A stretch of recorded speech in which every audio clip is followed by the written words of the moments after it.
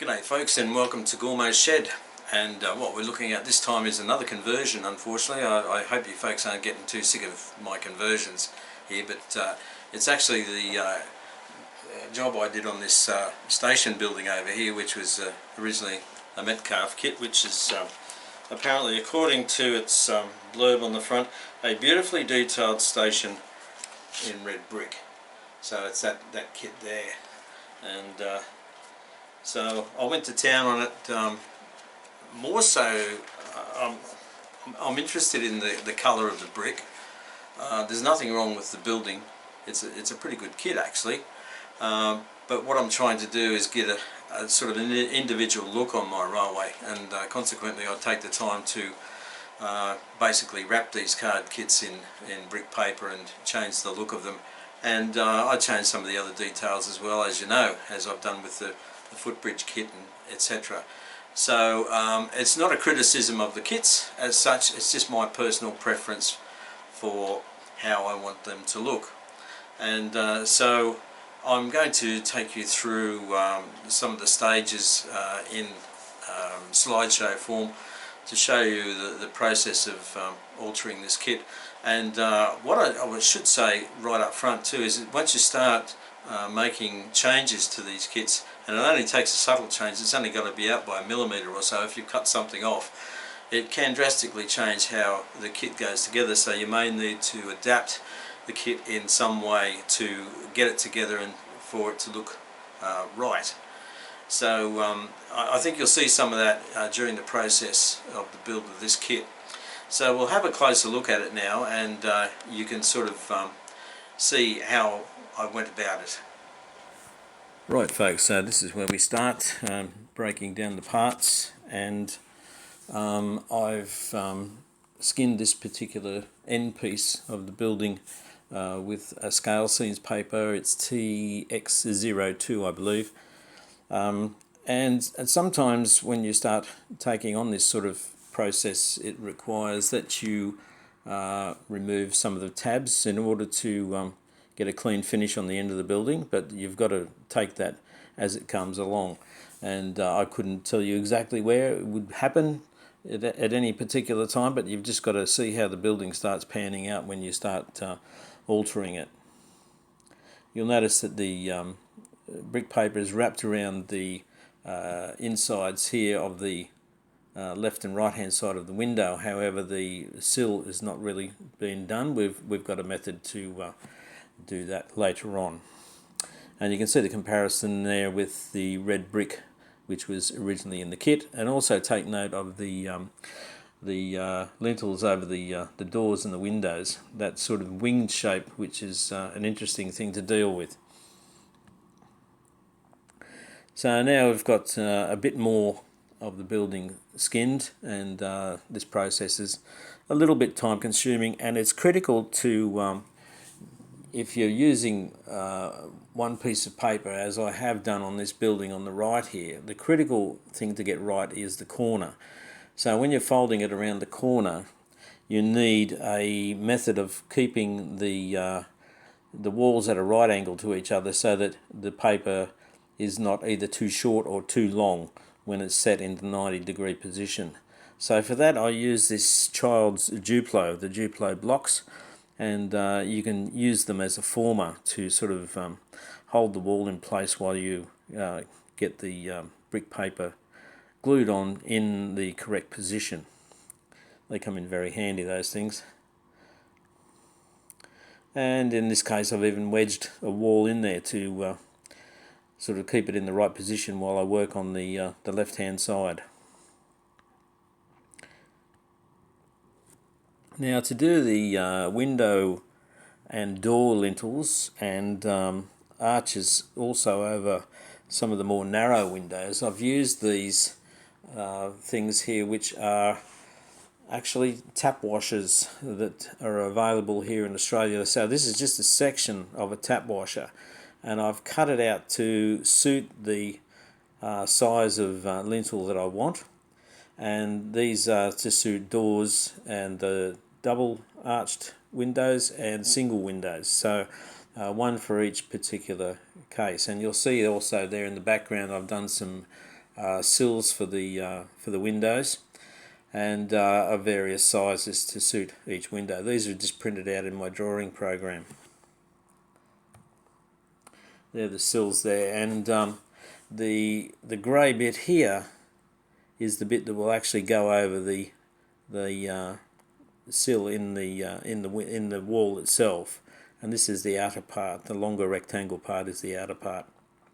You'll notice also in the background there that there's some coins which I've created for the corners, and the reason I've done all this is because I've based this building loosely on Bewdley on the Severn Valley Railway. So if you get a chance to have a look at images of Bewdley Station, that's what I've sort of tried to copy here. It's, as I say, it's a loose interpretation of it, but there you are. And there's the coins for the corners of the building, again done in the drawing program. And here's a trial fit of a lintel for the window. And you'll notice on the left there that the windows are this odd shape. They're not a proper perfect arc, so you've got to use a bit of artistic license here, folks, and just do the best you can. Well, that's what I did anyway. So now the lintels are going on, and the sills for the windows, and you might notice that the sills are sitting sort of proud of the wall, and that's because I've put a cereal box card strip underneath the bottom parts of the sills to sort of make them project out a bit more from the wall. I just think it gives it a bit more relief, and I think it looks okay. So working away on the ends of the building really at the moment. There's two ends and a connecting centre section which we have to convert. And just trying it out on the platform at the time just to see how it was looking. And these are the little narrow windows that we've got to deal with as well. And you might think that these sills are quite big, but when you look at Bewdley, the sills on the building there are quite big as well. And there's some things done in a different way on that particular building. So I'm quite happy with the size of them. And that's another end coming together, and you can see that the Scale Scenes TX02 paper there is what I'm using. And when you get to a certain stage with the building, you start putting the windows in before you actually put the whole thing together for its final shape. But you've got to get these windows in and place them nicely. Same applies to doors, which we'll come to in a moment.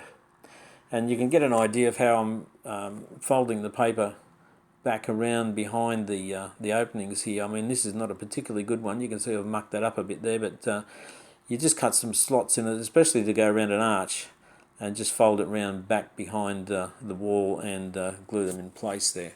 But they seem to come up all right. They seem to look quite fine once you've finished with them. And there's the door going in. This is the back of the building in this case, and there's still more to be done on this module here. Once we've got the windows and the door in and the modules ready to go, there's still more things to be done in there. And you can see here where it says fix end A of booking office building here, so that the roof ridges line up along the top. Well, we're starting to get to the point, folks, where I'm getting into unknown territory, because I've removed some bits and pieces here that were necessary for locating this other section of the building to this one to get it to line up correctly. So I've had to come up with a way of sort of positioning the centre section on there accurately. And what I did was, this shows the other end as well being done. I came up with an idea of putting a thicker, like a double wall against that wall, so that I can butt these wall sections up to it. Again, I've taken some folding tabs off these walls just to get them to a nice standard of finish, especially with the brick at the ends there. And this is an update, an up close look at how the sills are going. Now, it's a bit cruel here, but you can see how it's sticks out quite a good distance from the wall. It was a bit of fun doing the cutout around the centre brick pillar as well.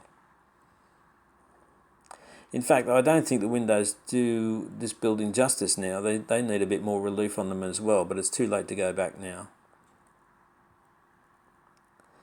And the centre section there is coming along.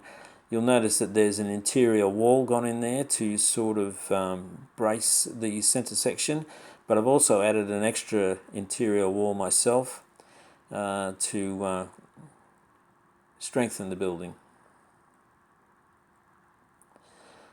And you can see I've had to leave myself notes on here as to where these parts are going. It's critical to get everything in the right position, and you can't see it here, but you may see it in the next picture. I've got a piece of card here. This is a bit of corrugated card which has been stuck onto this end module to support the centre modules. So that's sort of counteracting the bits I removed in the first place, which has sort of ruined the way this kit goes together, but I've had to come up with an alternative. And you can see the corrugated additional wall in the top of the picture there. This is all to do with how light is transmitted in the building as well, folks, because lighting has to go in here as well. And in addition to that, there'll be some floors going into this centre section. So they're just cut out of corrugated cardboard and downloaded images of flooring from the internet and stuck them on. Probably rescaled them as well to get roughly the right size, but you'll barely notice them in the building, but they will add tremendously to the rigidity of the building as well. And the right hand module of the building is actually the station master's residence, and I wanted to be able to see through the windows into the building and get the impression that, you know, there was a bed and furniture and all that sort of thing in there. So what I've done is download an image of a room interior, say from the 1940s or something. Downloaded that off the net, and I've stuck it onto a piece of shirt box material or acetate, if you like, and placed that deliberately in this position in the building, and that's the other side of it, because the roof has to go on here as well, so the angle on the acetate has to match the angle of the roof. Now the theory behind this, folks, is to place a light source behind the image and light up the room, if you like, and then this acetate with the picture on it actually acts like a screen, so when you look through the windows from the front there, it looks like a lit up room. And that's the back of it there. So there'll be a light source going in here behind this area somewhere, and that will light up all of this here.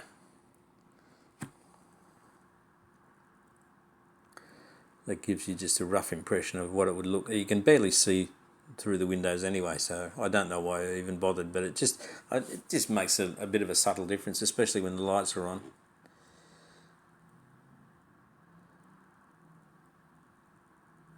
And the bottom area, I had to do the same sort of thing, but I had to approach it a different way. Pretty much made the acetate the same size as the interior of the room, and stuck the image on. So this is like a full room width screen, if you like, which will be projected from behind. The light will come from behind on that one, but I also had to put some black tape on there on the joins to stop any light leakage coming back through there. And so now we're starting to test it out, folks. Centre section, just getting an idea of what it looks like with the roof on as well. That's just, the roof is just sitting on there. All this jolly bunch of fellows that are waiting for a train here, all greeting one another. Yeah, so it's always good to do testing as you go along, and here you can see how the floor has gone into the building here, and that is a great support for the walls there. you can notice here if you look through the windows there, the extra wall that I've put in. It's not terribly clear there, but it doesn't matter.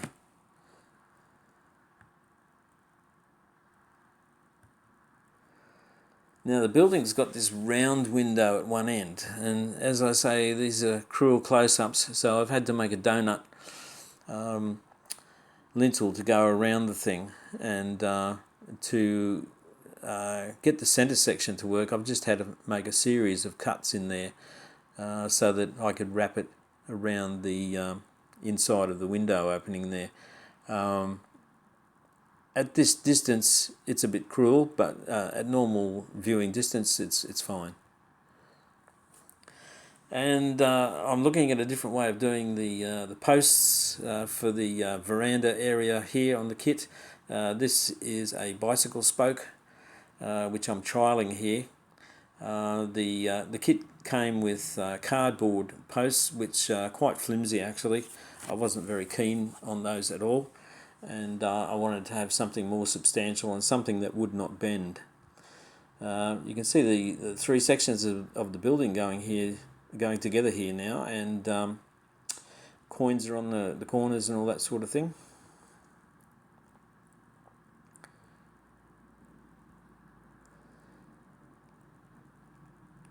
Yeah, so I think the bicycle spokes as a post would work quite well in this situation. And that's just testing it out. I've obviously cut the post down to get the correct height and see how it's going to look under there, under the roof. Now at this stage we can't put the roof on if I intend to put lighting in the building, so I've added LEDs here. There's 1, 2, 3, there's another one over here, and there's one here to help with lighting up the station master's residence. There's another one over this side here. There's a little sort of annex part that comes off the side of the building, so that's lit as well. And it looks quite complicated. These black things are simply plastic pieces to keep the common lead, if you like, isolated and raised up out of harm's way. And resistors here obviously to deal with the current, and yeah, so all that had to be put in place before the roof goes on. And obviously there's a feed out from the underneath the building that will go down through the platform and be connected up to a power supply. That's a close-up of the LEDs. They're super glued in place, that's why it looks wet. And so a bit of testing was done with the lighting, and you can see on the right with the station master's residence, you do get the impression that there is actually a room in there. And that's just because of that screen that was lit up from behind. And I've deliberately done two different colours LED here. I've got the warm yellowish old time glow on the left, but the station master's residence has just been converted over to fluorescent lighting, so that's the reason for that. So it's quite a lot brighter in the station master's residence. I think it's quite effective how it works, but we're getting some light bleeding out through the roof at the moment as well. And now we come to the roof. So I download pictures of slates. I group them together to make sort of, 3/4 of an A4 page of slates, and then I cut out strips of slates 2 slates deep, and then overlay them 1 slate, so you get that ridged effect. And obviously make them longer than the roof section, and then when it's all dry, just trim them off with a knife so that they finish up nice and neat. That's what it looks like from underneath. So once it's dry, it's quite easy to run along those edges with a sharp blade and trim the excess off. Bit of a waste, I suppose, of slates, but that's the way I do it. And getting back to Bewdley again, I started borrowing some of their sort of colours, etc. This section here on the original kit was supposed to be a fancy bit of woodwork that had cutouts in it and all that sort of thing. And I think the same applied to the barge boards here. Well, I wasn't prepared to sort of go through all that cutting and make fancy barge boards and roof supports and everything, so I've painted them that sort of peachy pinkish colour. And you will also notice that there's a cream barge board, if you can call it that, on the roof as well. Now this is what they do on Bewdley. It's a bit weird, you can see it better over this side, but that's why I did it. There's no particular reason there for it, I'm just copying Bewdley at this stage. And once the roof sections are sorted out, before I've put them on, I've actually gone down the vertical joints as well with a blade, just to give a bit more relief in the roof, and I've added my own ridge capping on there as well. And you can see these extra barge boards here that I was talking about. It's an unusual thing, but that's the way it is on Bewdley, so that's why we did it. There's a nice overall view of the roof. And it's really starting to come to life now, folks. There's just a few details to be added now, especially those posts. We've got to get that sorted out. So once I decided on the bicycle spoke posts, I cleaned them up as best I could, and from memory I think I even ground the base down a bit to make it flatter there on the bottom. And then I added some umbrella struts as guttering, and I've done a video some time back on the method for this, but it's quite a simple method, and they do fit over the ends of the Metcalf roofs rather nicely. They're a bit too big to start with, but once you actually fit it over and under the end of the roof, it loses some of its mass in appearance, and it seems to suit it quite well. So I've put tape on the ends of them that's super glued on the end, and then painted them a dark brown colour, and then fit them onto the building. Once, obviously they're cut to the correct length and all that sort of thing. Once the paint's dry, they're super glued onto the ends of the roof.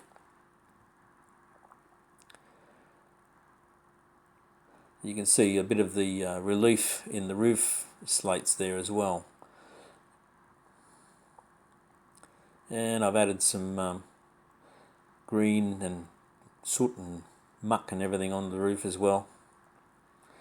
And then we start working our way around the building, doing the little ones now, just above the awning there.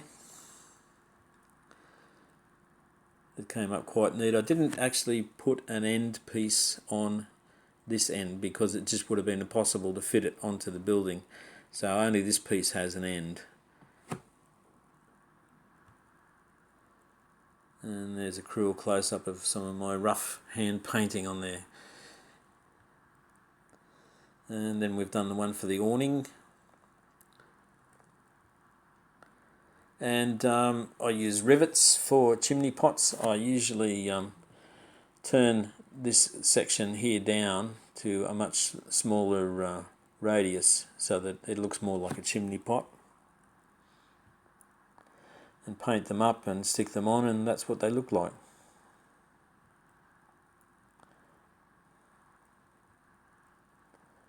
And obviously a bit of soot and everything on top of the chimneys. That helps as well. I suppose a bit of flashing in the valleys there would be good as well, but it's a bit too late for that now as well. But anyway, we learn as we go, folks. And I downloaded an image of platform Valance and worked with it in my drawing program, and decided to put that on the awning instead of the one that came with the kit. That's actually behind it, and this is just glued over the top of it.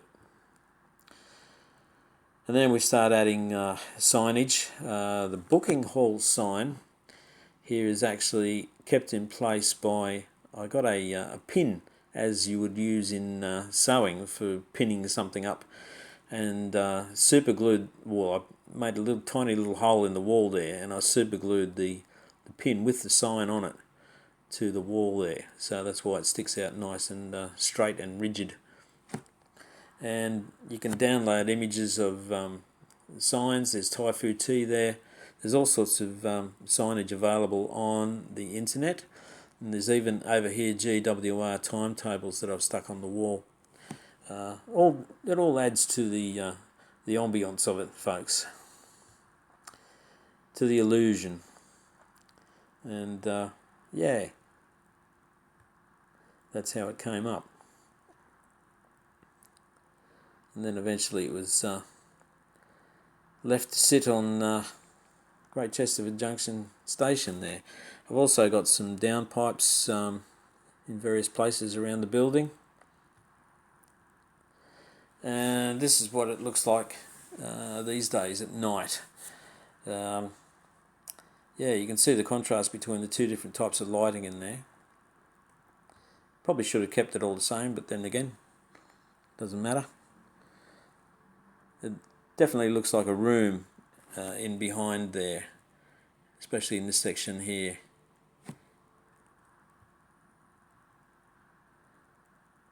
Although it's not very clear in this photo, which is probably a good thing. And there you can see some more pipes stuck on the end of the wall. I mean, that's just coat hanger wire, folks. It's bent to shape with some strips of paper added on to simulate joints, etc. And that's how it's done. So yeah, it took quite a while to do that, but I think it was well worth the effort in the end. So that's it, folks. Cheers, Gormo.